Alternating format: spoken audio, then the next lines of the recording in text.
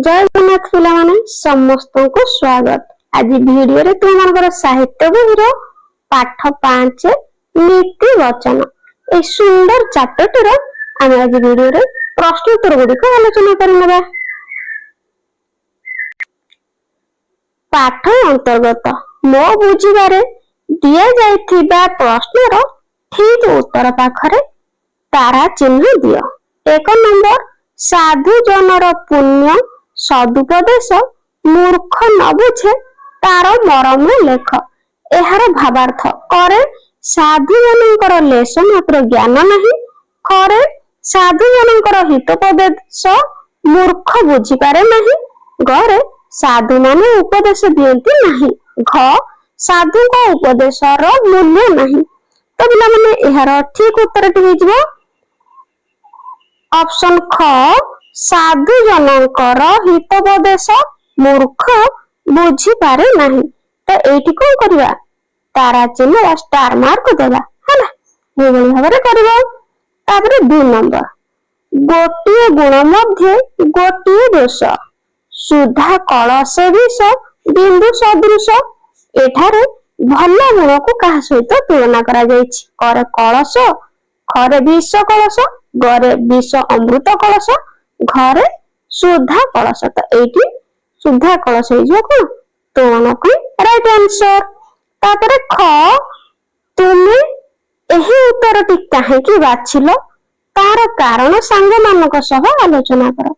तो पिला माने एही उत्तर काहे संपूर्ण भाबरे ठीक नहीं, तेणु तुम माने तुम संग साथी मानक सहित श्रेणी रे हला आलोचना करिवो। एटा तुम मानक पाई। नेक्स्ट रहिछि पिला माने देखो मिली मिसी जोड़िबा। कवितार केतोटी पद क स्तंभ रे ओ भावार्थ ख स्तंभ रे दिया जायछि। तो केतोटी पद कोन करछि क स्तंभ रे दिया जायछि, तार भावार्थ ख स्तंभ रे दिया जायछि। पद गुडी को तार भावार्थ सह जोड़। तो भावार्थ सह पद गुडी को जोड़िबा। देखो एठी देछि क स्तंभ और ख स्तंभ। पर अधीन होई रहे जे प्राणी असरंती जात ना पाए से जानी। तो पिला माने एठी कहा सहित जोड़िबा ना एटा पर अधीन रे रहिले प्राणी अनेक जंत्रणा पाए। बुझी परलो। तापर देखो निज हृदय जेहु पारई जिनी संसार सेही वीर मुकुट मणि। तो पिला माने एहा जहार आत्मा नियंत्रण शक्ति था से श्रेष्ठ वीर। तो एई बळी भाबरे कोन करबो जोड़ी देबो। तापर देखो गिरी पाषाण एडे कठिन होई खोलिले तहु पुणी जल झरई। तो पिला माने एटिया गोटे रहले तुम एई सहित जोड़ी देबो। कठिन पत्थर रे पूर्ण पहाड़ खोलिले सेथिरु जल मिली थाए। तो एई बळी भाबरे कोन करबो तुम माने जोड़ी देबो हैला। आगु को जिबे पदांश ऊपर आलोचना। तो देखो तळे दिया जायथिबा पद दुईटी संपर्क रे दरे आलोचना करो। जो भावार्थ पाइलो निज खाता रे लिख। तो करे देछि देखो यत्न अध्यवसाय उद्यम बेले असाध्य होई पारे साध्य भूतले। तो पिला माने एहार उत्तर लिखिबा। तो एठी उत्तर लिखिबो पिला माने ए पृथ्वी रे असाध्य बोली किछि नाही। यत्न निरंतर परिश्रम और उद्यम बल असाध्य मध्य साध्य होइथाय। तेणु आमको निरंतर उद्यम करबा को हेबो। जदि जने निजर प्रचेष्टा जारी रखिबो तेबे कार्यटी जेते विभागर बा असाध्य हेउथाउ ना काहेकि निश्चित साधित हेबो। तो एई भली भाबरे तु माने पिला माने आंसर गुडी को लिखिबो। तापर खरे देछि थिले हे पुरी रूप रंग सुबासे चंपक कुसुमे की भ्रमर बसे। तो एहार उत्तर लिखिबो चंपा फूल देखिबा को सुंदर, एहार रंग मध्य उज्जवल मनोलोभ, एहार सुबास मध्य अछि। एते सब सुगुण थिबा सत्वे मध्य भ्रमर एई फूल ऊपर बसे नहीं, कारण एहार महक उत्कट अटे। तेणु कहा जाय कोटिए सुगुण थिले मध्य गोटी मात्र दुर्गुण अमृत पूर्ण कुंभ मध्य विष बिंदु पर होइथाय। गोटिए मात्र दोष ही सही लोक को अपख्याति आनी देइथाय। तापर पिला माने चिंता करिबा। 1 नंबर क कविता को ध्यान देई पढ़ ନିମ୍ନରେ ଦିଆଯାଇଥିବା ପଦ ଗୁଡିକ ଉପରେ ଆଲୋଚନା କରି ସୂଚନା ଅନୁସାରେ କାର୍ଯ୍ୟ କର। ହାତୀ ପରାଏ ଜନ୍ତୁ ବନ୍ଧନ ପଡି ଜୀବନ ଡରିଥାଏ ଅଙ୍କୁଶ ବାଡି। କବିତାରେ ପରାଏ ଶବ୍ଦ ବ୍ୟବହାର କରାଯାଇଛି। ପରାଏ ବଦଳରେ ଆମେ ପ୍ରାୟ ଶବ୍ଦ ବ୍ୟବହାର କରିପାରିବା ନା ନାହିଁ? ତ ପ୍ରାୟ ଶବ୍ଦର ଗଦ୍ୟ ରୂପ ହଉଛି ପ୍ରାୟ, ତାର ପଦ୍ୟ ରୂପ ହଉଛି ପରାଏ। ତ ଏହିପରି କବିତାରେ କଳସେ, ବନ୍ଧନେ, ଜୀବନେ ଆଦି ଶବ୍ଦ ମଧ୍ୟ ପ୍ରୟୋଗ କରାଯାଇଛି। ଏହିପରି କାହିଁକି ହୋଇଛି ସାଙ୍ଗମାନଙ୍କ ସହ ଆଲୋଚନା କର। ତେବେ ଏହାର ଉତ୍ତର କରିବା ପିଲାମାନେ। କବିତାରେ କଳସେ ଶବ୍ଦ କଳସରେ ପାଇଁ ବ୍ୟବହାର ହୋଇଛି, ବନ୍ଧନେ ଶବ୍ଦ ବନ୍ଧନରେ ପାଇଁ, ଜୀବନ ଶବ୍ଦ ଜୀବନରେ ପାଇଁ ବ୍ୟବହାର ହୋଇଛି। ଏହିପରି ଶବ୍ଦ ଅଧିକରଣ କାରକ ସପ୍ତମୀ ବିଭକ୍ତି ପ୍ରୟୋଗ ପାଇଁ କବିତାରେ ବ୍ୟବହାର କରାଯାଇଛି। ବୁଝିପାରିଲ? ତାପରେ ପିଲାମାନେ ଖ, ଉପର ନୀତିବଚନ ପଦଟିରେ ହାତୀର ଉଦାହରଣ ଦେଲା ବେଳେ ଅଙ୍କୁଶ ଶବ୍ଦ ବ୍ୟବହାର ହୋଇଛି। ତୁମେ ଅଙ୍କୁଶ ଶବ୍ଦ ପରିବର୍ତ୍ତେ ଅନ୍ୟ ଶବ୍ଦ ମଧ୍ୟ ବ୍ୟବହାର କରିପାରିବ। ଯେଉଁ ଶବ୍ଦଟି ବ୍ୟବହାର କରିବାକୁ ଯାଉଛ ତାର ପ୍ରୟୋଗର ତାତ୍ପର୍ଯ୍ୟ ବୁଝାଅ। ଉତ୍ତର, ଅଙ୍କୁଶ ଶବ୍ଦ ବଦଳରେ ଚାବୁକ ଶବ୍ଦ ବ୍ୟବହାର କରିପାରିବୁ। ଅଙ୍କୁଶ ଶବ୍ଦର ତାତ୍ପର୍ଯ୍ୟ ଅନ୍ୟକୁ ନିୟନ୍ତ୍ରଣରେ ରଖିବା ପାଇଁ ବ୍ୟବହୃତ ଉପାୟ ବା ମାଧ୍ୟମ ହେଲା। ତାପରେ 2 ନମ୍ବର, ଥିଲେ ହିଁ ପୁରୀ ରୂପ ରଙ୍ଗ ସୁବାସେ, ଚମ୍ପକ କୁସୁମ କି ଭ୍ରମର ବସେ, ମହକ ଯେଉଁ ତାର ଉତ୍କଟ ଅତି, ଭ୍ରମେ ଭ୍ରମର ଦିନେ ନ ଯାଏ କତି।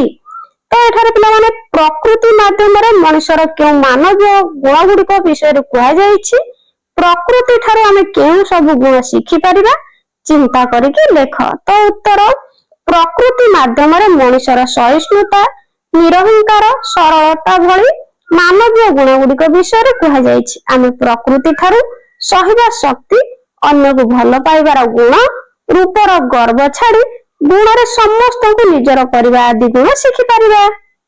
ତାପରେ ପିଲାମାନେ ଶବ୍ଦର ରୂପ। ଆସ ଶବ୍ଦ ମାନଙ୍କର ନୂଆ ନୂଆ ରୂପ ଜାଣିବା ଓ ସେଗୁଡିକୁ ବୁଝିବା। ଶବ୍ଦ ସମ୍ଭାର, ନିମ୍ନଲିଖିତ ଶବ୍ଦ ଗୁଡିକୁ ନିଜ ଭାଷାରେ ଲେଖ। ତ ଦେଖ ଏଠି ଶବ୍ଦ ଦେଇଛି, ମାତୃଭାଷାରେ ସମାନାର୍ଥକ ଶବ୍ଦ ଲେଖିବା। ତ ପିଲାମାନେ ପାଷାଣର କଣ?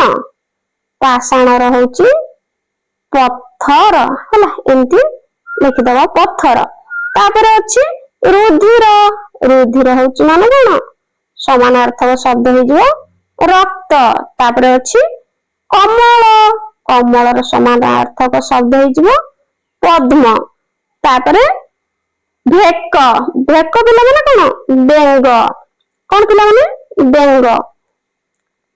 ତାପରେ ଦେଇଛି ସମର, ସମରର ସମାନାର୍ଥକ ଶବ୍ଦ ହେଇଯିବ ଯୁଦ୍ଧ। ତାପରେ କୁସୁମ, କୁସୁମ ହଉଛି କଣ ପିଲାମାନେ? ସମାନାର୍ଥକ ଶବ୍ଦ ହେଇଯିବ ଫୁଲ। ତାପରେ ଦେଇଛି ସୁଧା, ସୁଧା ବହୁତ ଇମ୍ପୋର୍ଟାଣ୍ଟ ପିଲାମାନେ, ଏଇଟା ଭେରି ଭେରି ଇମ୍ପୋର୍ଟାଣ୍ଟ, ତୁମମାନଙ୍କର ପରୀକ୍ଷାରେ ମଧ୍ୟ ଆସିବ ହେଲା। ହଉଛି କଣ? ଅମୃତ। ସୁଧାର ସମାନାର୍ଥକ ଶବ୍ଦ କଣ ହେଇଯିବ ପିଲାମାନେ? ନା ଅମୃତ। ତ ଭଲ ଭାବରେ ମନେ ରଖିବ। ପାଷାଣ ପଥର, ରୁଧିର ରକ୍ତ, କମଳର ପଦ୍ମ, ଭେକର ବେଙ୍ଗ, ସମରର ଯୁଦ୍ଧ, କୁସୁମର ଫୁଲ ଆଉ ସୁଧାର ଅମୃତ। ଏଗୁଡିକ ସବୁ ସମାନାର୍ଥକ ଶବ୍ଦ ତୁମମାନଙ୍କର ପରୀକ୍ଷାରେ ଆସିବ। ତାପରେ ଦେଖ ପିଲାମାନେ ଶବ୍ଦ ଏକ, ଅର୍ଥ ଅନେକ। ପର ଅଧୀନ ରହେ ହୋଇଛେ ପ୍ରାଣୀ, ଅସରନ୍ତି ଯାତନା ପାଏ ସେ ଜାଣି। ଉପଯୁକ୍ତ ପଦାଂଶରେ ଥିବା ପର ଶବ୍ଦର ଅର୍ଥ ହେଉଛି ଅନ୍ୟ, ସେହିପରି ଏହାର ଅନ୍ୟ ଅର୍ଥ ପକ୍ଷୀର ପର।